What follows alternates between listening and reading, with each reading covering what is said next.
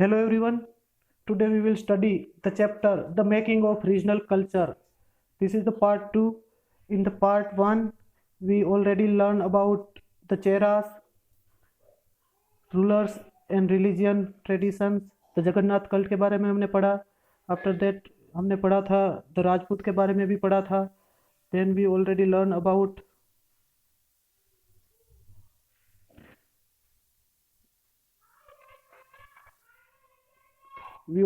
about Kathak and development of Kathak. Now we will अभी जो हम पढ़ेंगे that is painting for patrons, the tradition of miniature. Means संरक्षकों के लिए चित्रकला या लघु चित्रों की परंपरा. What is miniature painting? Miniature painting क्या है या तो लघु चित्र किसको कहते हैं? Miniature are small size paintings generally done in water colour on cloths और paper. The earliest miniature were done on palm leaves और wood. Mughal emperor Akbar, Jahangir and Shahjahan encourage painters. मतलब कि जैसा कि नाम से ही पता चलता है लघु या तो मिनिएचर, यह छोटे आकार के चित्र होते हैं जिसे आमतौर पर रंगों से कपड़ों या कागज पर बनाया जाता था. शुरुआत में यह चित्र जिसको हम कहते हैं पाम लीफ या ताल पत्रों पर बनाया जाता था या तो वुड पर या लकड़ी पर की तख्तियों पर बनाए जाते थे. मुगल बादशाह जैसे कि मुगल बादशाह अकबर, जहांगीर और शाहजहां ने इस कुशल चित्रकारों को या तो मिनिएचर पेंटिंग करने वाले पेंटरों को काफी संरक्षण दिया था, एनकरेज किया था. But with the decline of Mughal empire many painter moved out to the court of the emerging regional states. जैसे ही मुगल एम्पायर का डिक्लाइन हुआ, औरंगजेब के बाद मुगलों का पतन शुरू हो गया, तो अनेक चित्रकार मुगल दरबार छोड़कर नए उभरने वाले क्षेत्रीय राज्यों में जाने लगे. क्योंकि मुगलों ने इनको काफ़ी एनकरेज किया था तो ये मुगल दरबार में इनका काफ़ी डेवलपमेंट हुआ था मिनिएचर पेंटिंग का. बट जैसे जैसे ये मुगलों का डिक्लाइन होता गया या इनकी मुगल कमज़ोर होते गए तो ये लोग भी वहाँ से छोड़कर दूसरे राज्यों के राज दरबारों में जाने लगे. Painter generally paints portrayed court scene of battle और hunting scene and other aspect of social life. मतलब ये जो चित्रकार होते थे वो पोर्ट्रेट जो पेंटिंग करते थे उसमें ज़्यादातर वो दरबार के दृश्य दिखाते थे जिसमें राजा महाराजा बैठे हुए दिखाते थे, राज दरबारी बैठे हुए दिखाते थे या दरबार के चित्र वो पेंट करते थे. साथ साथ वो उनके द्वारा की जाने वाली लड़ाइयों के चित्र दिखाते थे या तो वो राजाओं महाराजाओं के द्वारा किए जाने वाले शिकार के दृश्य दिखाते थे या फिर वो वहाँ के लोगों के सामाजिक जीवन के चित्र भी चित्रित किया करते थे. Another reason that attracted miniature painting was the Himalaya foothills around the modern day state of Himachal. मतलब आज का जो हमारा हिमाचल प्रदेश है उसके इर्द गिर्द हिमालय की तलहटी में, हिमालय के फुटहिल्स में, इस इलाके में इस मिनिएचर पेंटिंग का काफ़ी विकास हुआ. ये जो एरिया हिमाचल का आज का है वहाँ पर हिमालय की फुट हिल है, वहाँ पर उसके अगल बगल में मिनिएचर पेंटिंग काफ़ी डेवलप हुआ था, उनका काफ़ी विकास हुआ था. और वहाँ पर जो मिनिएचर पेंटिंग होता था उसको बसोहली शैली कहा जाता था. बसोहली शैली में वो पेंटिंग होता था. The most popular text to be painted here was Bhanudatta's Rasamanjari. मतलब भानुदत्ता द्वारा चित्रित पुस्तक, भानुदत्ता ने एक पुस्तक चित्रित किया था जिसका नाम था रसमंजरी. वो यहाँ की सबसे लोकप्रिय पुस्तक थी. In 1739, Nadir Shah attacked on Delhi, resulted in the migration of Mughal artists to the hills. जैसा कि हम सबको पता है कि ऑलरेडी हमने डिस्कस किया है कि मुगलों ने यह पेंटरों को काफ़ी संरक्षण दिया था, काफ़ी एनकरेज किया था. 1739 में नादिर शाह ने क्या किया, दिल्ली पे आक्रमण किया. उन्होंने दिल्ली को बहुत ही ज़्यादा लूटा, बहुत ही ज़्यादा वहाँ पर विनाश किया, विध्वंस किया, लोगों को काफ़ी परेशान किया, मारा, जिसकी वजह से काफ़ी सारे लोग वहाँ से छोड़ के उस प्लेन एरिया को छोड़ के भागने लगे. जिसमें ये चित्रकार या मिनिएचर पेंटर जो थे वो भी काफ़ी सारे इस क्षेत्र को छोड़कर पहाड़ी इलाकों में भागने लगे या पलायन कर गए. By the mid of 18th century, By the mid of 18th century, Kangra artists developed a style which breathed a new spirit into miniature painting. 18वीं शताब्दी के मध्य तक कांगड़ा के चित्रकारों ने एक नई शैली विकसित कर ली थी और उस शैली की वजह से इस मिनिएचर पेंटिंग को एक मतलब लाइफ मिल गई, या तो मिनिएचर पेंटिंग को काफ़ी डेवलपमेंट मिला. Ordinary people also painted on pots, walls, floors, clothes, but these work occasionally survived, unlike the miniature that were carefully preserved in palaces for centuries. ऐसा नहीं कि सिर्फ ये पेंटर होते थे वही पेंटिंग करते थे, उसके अलावा जो ऑर्डिनरी पीपल या आम पीपल होते थे वो भी पेंटिंग किया करते थे. वो किस पे पेंटिंग करते थे? वो मटकों पे, पोट्स पे पेंटिंग करते थे, वो वॉल्स या दीवारों पे पेंटिंग किया करते थे, वो फ्लोर्स पे पेंटिंग किया करते थे. बट जो उनकी पेंटिंग होती थी उनको लंबे टाइम तक प्रिजर्व नहीं किया जाता था, थोड़े टाइम में ही वो क्या हो जाती थी, डिस्ट्रॉयड हो जाती थी.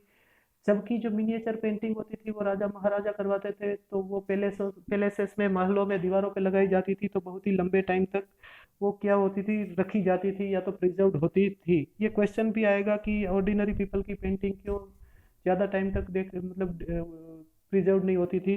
तो ये देखना, ऑर्डिनरी पीपल भी पेंटिंग किया करते थे बट उनकी पेंटिंग ज़्यादा टाइम तक प्रिजर्व नहीं होती थी, जल्दी डिस्ट्रॉय हो जाती थी. ये तो बात हो गई मिनिएचर पेंटिंग के डेवलपमेंट की. उसके बाद हम देखेंगे क्लोजर लुक टू बंगाल. या तो अब हम बंगाल के बारे में पढ़ेंगे, डिफरेंट डिफरेंट चीज़ें, बंगाली लैंग्वेज का कैसे डेवलपमेंट हुआ उसके बारे में पढ़ेंगे, बंगाल में पीर्स का कैसे वो हुआ डेवलपमेंट उसके बारे में पढ़ेंगे, या तो बंगाल में मंदिरों का या टेम्पल का डेवलपमेंट कैसे हुआ उसके बारे में पढ़ेंगे, बंगाल के फूड के बारे में पढ़ेंगे. So we will study that a closer look to Bengal.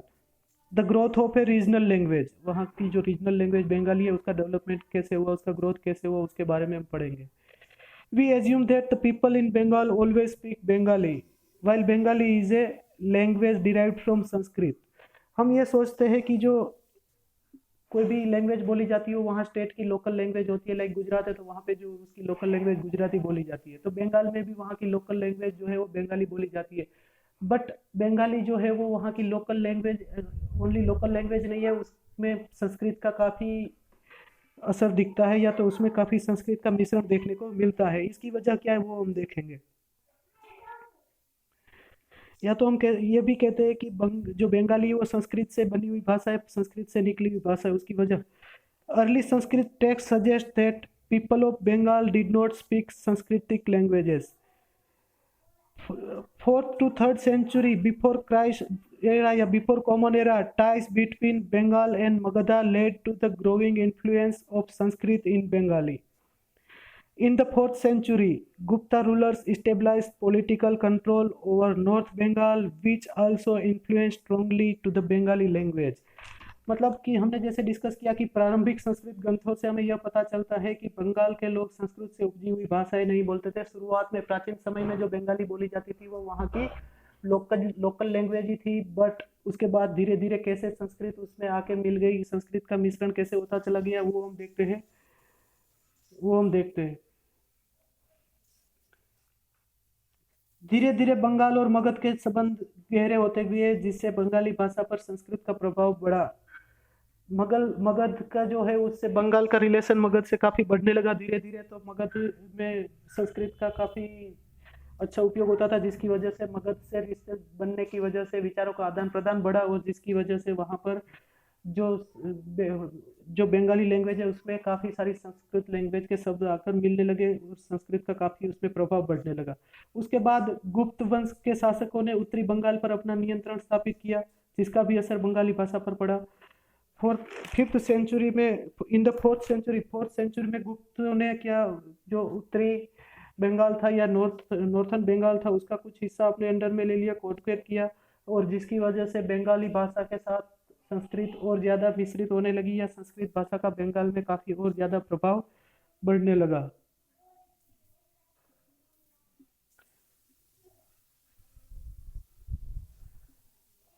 अगर बात करें Chinese traveller Hiuen Tsang observe that language related to Sanskrit were in use all over Bengal in 7th century. हमने जो देखा कि प्राचीन समय में संस्कृत का कोई वहाँ पर असर नहीं दिखता था बंगाली लैंग्वेज में, बट 7th सेंचुरी में अगर देखें तो ह्यूआन सांग जो कि एक चाइनीज यात्री थे, उन्होंने देखा या उन्होंने उल्लेख किया है कि बंगाल में हर जगह जाओ तो वहाँ पर आपको संस्कृत का असर देखने को मिलता था, या वहाँ की हर एक भाषा में संस्कृत का मिश्रण आपको देखने को मिलता था। तो इतना धीरे धीरे ये इतना सारा संस्कृत जो है उसमें आकर मिल गया। When Akbar conquered Bengal in 1586, Persian became the language of administration। 1856 में जब अकबर ने बंगाल को जीता तब उन्होंने वहाँ फारसी को अपनी प्रशासनिक भाषा बनाया, या फारसी जो पर्शियन लैंग्वेज है, फारसी लैंग्वेज है, उसको वहाँ की ऑफिशियल लैंग्वेज बना दी, जिसकी वजह से बंगाली लैंग्वेज में संस्कृत तो ऑलरेडी पहले से ही मिलने लगी थी। अब धीरे धीरे क्या हुआ कि फारसी या पर्शियन भी उसमें मिश्रित होने लगी है, उसका असर फारसी का या पर्शियन भाषा का भी असर बंगाली भाषा में देखने को मिलने लगा। Now Bengali is derived from Sanskrit and it passed through several stages of evolution. Tribal languages, Persian and European languages have become part of modern Bengali। मतलब आज की जो आधुनिक बंगाली है उस भाषा में संस्कृत का हमें असर देखने को मिलता है, संस्कृत का मिश्रण देखने को मिलता है। उसके साथ साथ वहाँ की जनजातीय भाषा जिसको हम अगल बगल की ट्राइबल भाषाओं का भी असर देखने को मिलता है। देन फारसी भाषा का भी उसमें प्रयोग देखने को मिलता है। उसके साथ साथ अलग अलग यूरोपीय भाषाओं का भी हमें काफ़ी प्रभाव देखने को मिलता है। तो आज की जो आधुनिक भाषा है बंगाली, आज की जो बंगाली भाषा है वो काफ़ी भाषाओं का मिश्रण है। जैसे हम कह सकते हैं संस्कृत, जनजातीय भाषा, फारसी भाषा, यूरोपीय भाषाओं का मिश्रण है। तो ये तो बात हो गई बंगाली लैंग्वेज का कैसे डेवलपमेंट हुआ। अभी हम देखेंगे पीर्स एंड टेम्पल्स। पीर किसको कहते थे या पीर कैसे वहाँ पर आए, इसके बारे में। In 16th century Mughal control over Bengal and make their capital Dhaka official and okay. In 16th century Mughal control over Bengal and make their capital Dhaka. 16वीं सदी में मुगलों ने बंगाल पे अपना प्रभुत्व जमाया, कंट्रोल किया, और उसके बाद उन्होंने ढाका को अपना कैपिटल बनाया, जो ढाका की आज बांग्लादेश में है उसको अपना कैपिटल बनाया। Official and functionaries received land and they set up mosques that served as centers for religion transformation in this area। जब मुगलों ने बंगाल को अपने अंडर में लिया और ढाका को अपना कैपिटल बनाया, उसके बाद वहाँ पर जो वहाँ के अधिकारी और कर्मचारी होते थे वो वहाँ भूमि प्राप्त करते थे, लैंड प्राप्त करते थे, और उस भूमियों पर वो मस्जिदें बनाते थे। उस मस्जिदों में वहाँ पर जो मस्जिद होती थी, धार्मिक जो सेंटर होते थे उनके वहाँ पर धार्मिक रूपांतरण का काम चलता था, या तो रिलीजियस ट्रांसफॉर्मेशन का काम चलता था, या जिसको हम कह सकते थे धार्मिक रूपांतरण का वो सेंटर बन गई थी जो मस्जिदें थी। तो जो अधिकारी थे उसको वो लैंड लेते थे, प्राप्त करते थे राजाओं से। आफ्टर दैट उस लैंड पे मस्जिद बनाते थे, फिर वहाँ धर्मांतरण चलता था। तो इस तरीके से धीरे धीरे हम कह सकते हैं कि वहाँ पर जो मुस्लिम धर्म का डेवलपमेंट होने लगा। कम्युनिटी लीडर्स वो function as teachers having supernatural power known as pirs. मतलब समुदाय के जो नेता जो कि शिक्षकों की या तो रिलीजियस टीचर्स की भूमिका भी निभाते थे, धार्मिक शिक्षकों की भी भूमिका निभाते थे, और साथ साथ जिनके पास कुछ अलौकिक शक्तियां होती थी, सुपरनेचुरल पावर होते थे, ऐसे लोगों को पीर कहते हैं। तो पीर किसको कहते हैं एक बार फिर समझ लीजिए।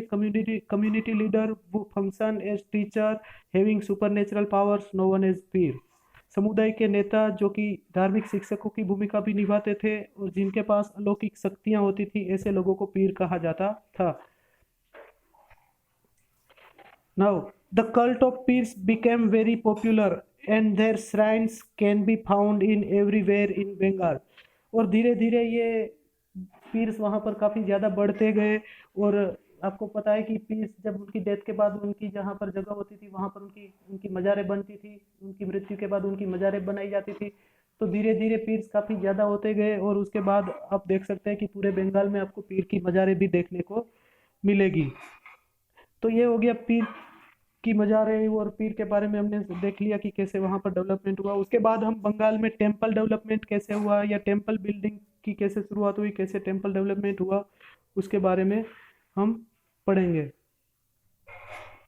Temple building in Bengal. Temple building started from the late 15th century with culminated in the 19th century. मतलब बंगाल में मंदिर निर्माण का दौर जबरदस्त शुरू हुआ, या तो 15 सेंचुरी के बाद काफी ज्यादा मंदिर बनना शुरू हुए, जो कि 19वीं शताब्दी में आकर खत्म हुए। मतलब 15वीं से 19वीं शताब्दी के बीच में यहाँ पर मंदिर निर्माण का दौर बहुत ज्यादा चला, बहुत ज्यादा मंदिर बनाए गए।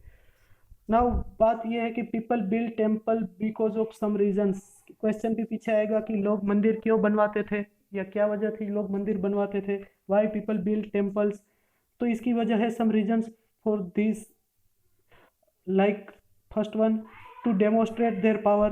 People want to demonstrate their power. वो या तो अपनी पावर को लोगों को दिखाना चाहते थे कि जो ज़्यादा पैसे वाला है वो बड़े बड़े मंदिर बनवाते थे, तो उस तरीके से अपना पावर दिखाने के लिए वो मंदिर बनवाते थे। टू प्रोक्लेम देयर पीटी, मतलब लोग अपने भक्ति भाव को दिखाने के लिए, प्रदर्शित करने के लिए कि हम भगवान के कितने बड़े भक्त थे, इसके लिए भी इंडिविजुअल लोग क्या करते थे, मंदिर बनवाते थे, बड़े बड़े मंदिरों का निर्माण करवाते थे। Then people build temple for worship also. जो छोटे लोग होते थे, जो गरीब लोग होते थे, या तो जो लोअर कास्ट के लोग होते थे, वो भी कच्चे मंदिरों का निर्माण करते थे वर्शिप के लिए। After that the social and economic position of temple improved, they proclaim their status through the construction of temples. मतलब कि अंग्रेजों के समय के बाद जब अंग्रेज आए तो धीरे धीरे यहाँ पर व्यापार बढ़ने लगा, काफी कंपनियां भी आने लगी, तो काफी लोग जो गरीब लोग थे उनको भी काम मिलने लगा, और धीरे धीरे ये लोग बिजनेस में भी आते गए। तो इनको, जो पहले लोग जो गरीब थे, अब काफी वो रिच बन चुके थे, तो उन्होंने अपने आप अपना स्टेटस दिखाने के लिए भी मंदिरों का निर्माण करवाया। नाउ अगर बात करें हम architectural work, architectural features of the temple, जो मंदिर है उनके स्थापत्य कला के लक्षण क्या थे, या मंदिरों के लक्षण या उनके फीचर्स क्या थे, उसकी अगर बात करें, बंगाल के मंदिरों के फीचर्स की बात करें, तो फर्स्ट है उसमें the shape of the temple were double roofed और फोर रूफ्ड। मतलब जो मंदिरों की आकृति होती थी वो दो चाला मीन्स डबल रूफ या दो छत वाली, या चौचाला मीन्स चार छतों वाली, या फोर रूफ्ड होती थी। दो चाला मीन्स डबल रूफ्ड या दो छत वाली कहते हैं, चौचाला मीन्स चार रूफ वाली, या तो फोर रूफ कहते हैं। तो इनकी जो मंदिरों का शेप होता था, आकृति होती थी, या वो दो छत वाली होती थी या चार छत वाली होती थी मेन रूप से। सेकंड जो उसका फीचर्स है, वो temples were usually built on A square platform. मंदिर जो है वो एक स्क्वायर प्लेटफॉर्म पे बनाए जाते थे, नीचे एक स्टेज टाइप का बनाया जाता था, स्क्वायर टाइप का स्टेज बनाया जाता था, और उसके ऊपर मंदिर निर्माण किया जाता था। मतलब मंदिरों का बेस ऑलमोस्ट ज्यादातर स्क्वायर बेस होता था। उसके बाद अगर बात करें तो मंदिरों के इंटीरियर और आउटर डिजाइन की बात करें, the interior part was plain. मंदिर की जो दीवारें होती थी, अंदर से अगर मंदिर की दीवारें देखो तो प्लेन होती थी, उसके ऊपर ज्यादा कोई चित्रकारी की नहीं होती थी, ज्यादा डिजाइन बनी हुई नहीं होती थी। The interior part was plain but outer walls were decorated with paintings, ornament, tiles और टेराकोटा टेबलेट्स। मतलब कि मंदिरों के अंदर की दीवारें तो प्लेन होती थी, जबकि बाहर की दीवारों पे काफी डिजाइन बनी होती थी। ये डिजाइन चित्रों के द्वारा बनाई जाती थी, या तो सजावटी टाइल्स जिसको कहते हैं ऑर्नामेंट टाइल्स, या तो फिर टेराकोटा टेबलेट्स, मतलब कि मिट्टी की पट्टियों से ये डेकोरेशन किया जाता था। इन शॉर्ट हम कह सकते हैं कि आउटर दीवारों पे काफी ज्यादा डेकोरेशन देखने को मिलता है। तो ये तो फीचर्स थे, या आर्किटेक्चरल फीचर्स थे मंदिरों के, किस तरीके से मंदिर बनाए जाते थे, उसमें क्या डिजाइन की जाती थी। ये तो हमने अभी देखा मंदिर का डेवलपमेंट कैसे हुआ 15 से 19 सेंचुरी के बीच में। नाउ अब हम बंगाल के फूड की बात करें, बंगाल के खाने की बात करें, वहाँ का मुख्य खाना क्या है, तो उसमें आएगा फिश एज फूड, या तो मछली भोजन के रूप में। Traditionally food habits are generally based on locally available food. हम देखते हैं कि जिस जगह पर जो फूड ज़्यादा अवेलेबल होता है वो वहाँ का लोकल फूड बन जाता है, या वहाँ का वो मेन खाना बन जाता है। तो इसी तरह Bengal produce plenty of rice and fish. Bengal जो है वो रिवराइन एरिया है, वहाँ पर काफ़ी सारी नदियाँ है, बगल में समुंदर है, तो वहाँ पर राइस प्रोडक्शन भी काफ़ी ज़्यादा होता है, और साथ साथ वहाँ पर मछली भी काफ़ी ज़्यादा मिलती है। इसलिए वहाँ के लोगों का जो मेन फूड है वो राइस एंड फिश है। Fishing is also important occupation of Bengali people. वहाँ के लोगों का अगर मेन ऑक्यूपेशन की बात करें या मुख्य जो काम है उसकी बात करें तो वो भी फिशिंग है, मछली पकड़ना वहाँ के लोगों का मुख्य व्यवसाय है। Now according to religion Brahmins were not allowed to eat non vegetarian food. जो ब्राह्मण्स होते हैं उनको धर्म के अनुसार नॉन वेजिटेरियन फूड या मांसाहारी खाना खाने का अनुमति नहीं है। Brahmins were not allowed to eat non-vegetarian food, but Brahmanical authorities relaxed this prohibition for the Bengali Brahmins। पर जो ब्राह्मण अथॉरिटीज थे, ब्राह्मण के जो विशेषज्ञ थे, उन्होंने बंगाली ब्राह्मणों को स्पेशली बंगाली ब्राह्मणों को मछली खाने की छूट दी थी, क्योंकि ये वहाँ का मेन फूड है। इसलिए उन लोगों को या तो बंगाल के ब्राह्मणों को उनके विशेषज्ञों द्वारा मछली खाने की छूट मिली थी। तो इस तरीके से ही हमने देखा कि किस तरीके से वहाँ मछली जो है वो वहाँ का, या मछली और राइस उसका मेन फूड है। तो हमने इस चैप्टर में जो पॉइंट काफ़ी सारे डिस्कस किए हैं, we discuss different points in this chapter. इस तरह से हमारा यह चैप्टर यहाँ पर ख़त्म होता है। Thank you.